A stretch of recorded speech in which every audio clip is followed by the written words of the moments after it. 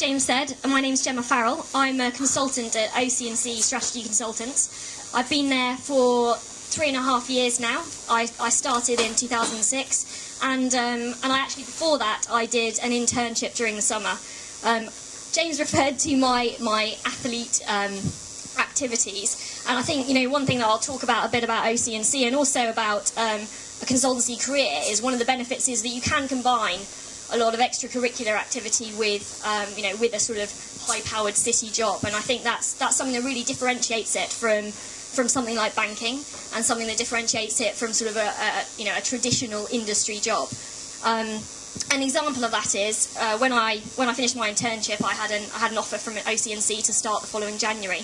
I also had an offer to go sailing and be paid for it for a year, and I sort of went back to OC&C and I said, I hope you don't mind, but I've got this opportunity to go away and do this sailing. And they said, okay, we can see why you made that decision. We'll let you go, we'll keep your job, and we'll sponsor you. So, fantastic. The other thing that they'll also do is, and I'm sure this is similar with the other firms, is because all the work that you do is project-based, we have this concept of unpaid leave. So, if you work hard, so sometimes projects are hard work, but they're usually quite short. And one of the benefits that you have is, in addition to your 21, 25 days of holiday a year, you can also take unpaid leave. So every year I've done that and spent a month, 6 weeks away travelling or sailing or doing my latest sport, which is triathlon. So lots of opportunities to not only achieve in your career, but also to pursue other activities. What I wanted to talk to you about today is, first of all, what is strategy consulting? I think it's a poorly understood industry. I certainly didn't really know what I was getting into when I started, and it's very different to things like management consultancy, which firms like Accenture, Deloitte traditionally do. I want to talk to you about what is strategy consulting, what it means to be a consultant. So what did I do every day when I was an associate consultant, which is more of an analyst job? What do I do now I'm a consultant? What am I doing as I become closer to being a manager? And what do the partners do who I work for? I also want to talk to you about basically why I chose OC&C, and also what I really wish I'd known when I was applying. So first of all, what is strategy consultancy? Some people have already asked me that this evening, and I think the key difference to something like management consultancy is we are answering the questions that the CEO and the board want to know. We're answering the questions that keep them awake at night. We don't, we're not looking at how can we improve the IT system. We're not looking at how does the buying team work with the sales team, which are all very important things in making money and making a business work. But what we're looking at is the CEO. So we recently worked for ITV, in a lot of trouble at the moment, recession, advertisers aren't spending any money. CEO of ITV, the strategy director, is saying, what are we going to do? We're losing money. There are a lot of new channels, things like Dave, all of the satellite channels where advertisers can also spend their money. We're not making any money here. What do we do? So, we work on those questions. We also work for investors. So we work for private equity companies who are looking to buy companies that they can either transform by combining with other businesses or just grow their revenue and profit line. And we'll be the objective advisors that tell them whether that's actually an interesting market to look at.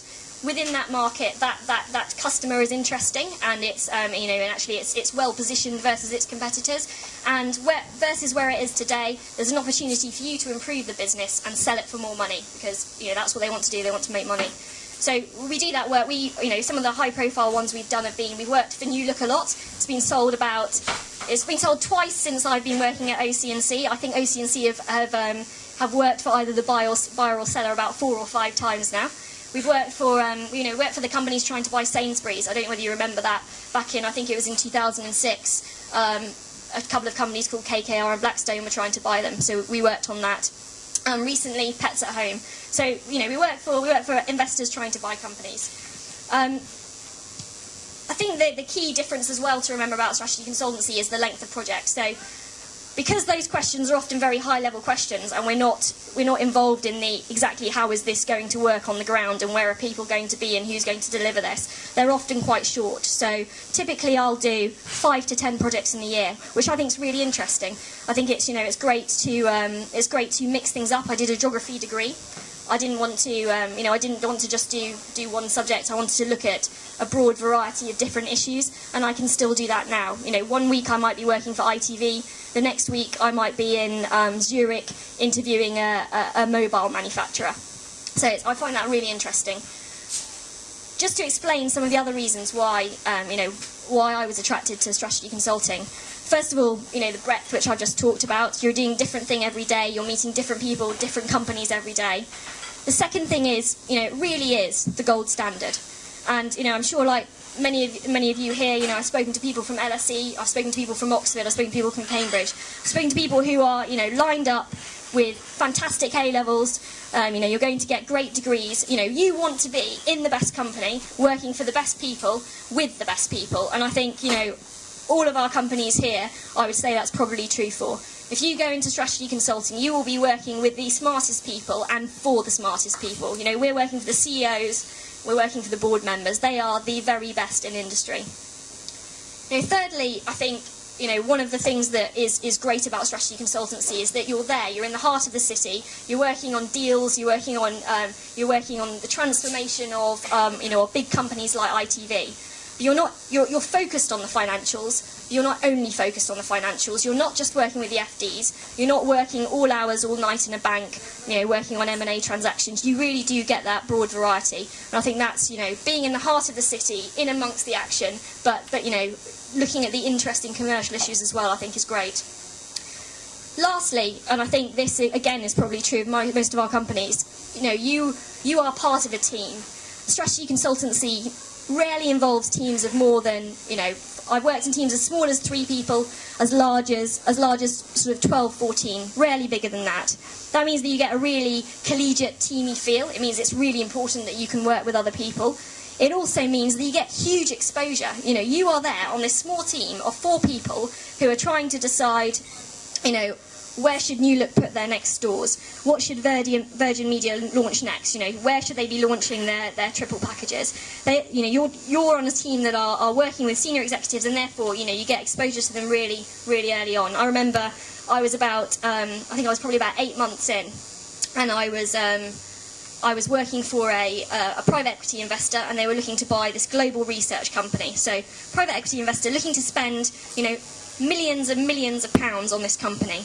And I went out there with my manager. I flew on the plane with these private equity guys who were, all sort of 30 years plus. There I was, a 20-year-old, and this was during my internship. There I was, a 20-year-old, and I was basically, I was there interviewing the senior management team, updating my model at the same time. But just huge exposure and responsibility really early on, and I find that really rewarding. I think in terms of why, what I wish I'd known when I applied, I think one of the things that it's really important to understand is, first of all, the difference between strategy consultancy and management consultancy. I know you need to work out whether you're a person who likes rolling up their sleeves, getting stuck into the business and getting stuck into the processes, in which case, management consultancy is probably for you. If you're someone who wants to think, more about the higher level pictures, if you want to think about, should I be looking as Harrods to expand into China and Russia next with a big store, or should I be looking to develop my sort of more touristy offering more? That's then, that probably means you need to be a strategy consultant. So first of all, work out exactly what it is you want to do. Secondly, make sure that you understand the difference between even the strategy consultancies.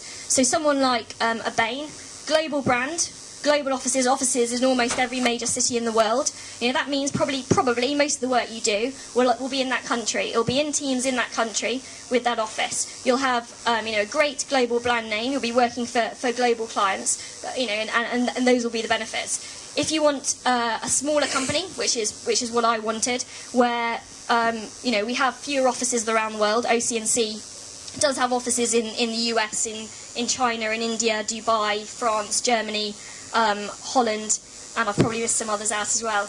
But we're not as global as Bain, and we don't, our main brand is in 3 sectors in the UK. We are great in media, we're great in retail and consumer, and we're great in areas of services and technology. And I think, you need to make sure that you're choosing a company that focuses on sectors that you're interested in and does things that you're interested in. Thirdly, small company, you get to travel a lot. I'm someone who hugely benefited, from that at OC&C. So if we do a project for a client and the company that they're looking at, or let's say they're looking to buy a company in America. So recently this happened. We were working for HG Capital, which is one of the sort of leading global private equity companies, and they were trying to buy a business in America. Now, we do have an office in America, but it wasn't, where the headquarters of their target was. So we flew out there. The London team flew out there. We set up in a virtual office, and we lived out there for a month working on this project.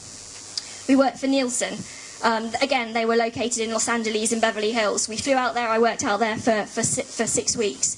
We worked for a company that had customers. It was based in the UK, but it had customers all over North America and Canada. We flew out to Vancouver.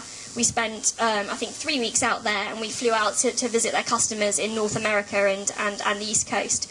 So, if you want those kinds of experiences, then you want to go for a small company. And it's really important to understand exactly what you want. And the reason why is because, in the interviews, you'll be asked that. You'll be asked, why did you choose OC&C? Why did you choose Accenture? Why did you choose Bain? And it's really important to have that answer ready. It's really important to have that answer ready and to practice. So one of the mistakes I made is I did a geography degree. I did do maths and economics at A-level, but I'd sort of forgotten that, doing my geography degree. I went into my first numerical reasoning test with Mercer, and I failed because basically I hadn't done any practice. Now, that was pretty stupid, and you might think, but I thought, I've did a bit of maths at A-level, I'll be fine. It's not fine because you're up against the best. You're up against everyone else who's got a 2-1 or a first from leading universities. You've got to practice. I think the last thing is if you're fortunate enough to get through the CV and the interview round into the interview round is to be calm. And one of the things that I would always recommend is we were talking earlier about some business issues, and there is never a wrong answer. Basically in those interviews people want to hear, how do you think around a topic. You won't know the answers because you haven't got any of the data, but how would you go about answering it? What would you look at? How would you come to that conclusion? And being calm around those areas. Basically, lastly, I just want to thank James for inviting me today. I said earlier this is an industry that I think is pretty poorly understood, but it's one that I've absolutely loved working in. And we probably have about 1,500 CVs come in a year, and we award 15 to 20 jobs at our most junior level. Now, we're a relatively small firm. I think Bain will probably be, it'll be even harder to get into. 1% of people that apply get in. Hopefully, I've given you a few snippets around, making sure you understand what it is you're going into, why you want to do that, and how you can do that. If you have any more questions, we are all around to ask more questions about. Hopefully it's given you some insight into a career, a bit about my firm, and the others will talk about theirs. I think, lastly, I just want to leave you with that, for those of you that do find yourselves in an OC&C, in another firm, I think you'll find that it really is a career that is hugely challenging. You are answering very hard questions. That's why the CEO and board can come up with the answer. You're working with incredibly demanding people, market leaders. Not only the clients you're working for, but also your colleagues. You're working with people who are industry experts and really incredibly impressive. And lastly, it's different every day, and something that is I have found basically hugely rewarding. Thank you. Thank you very much.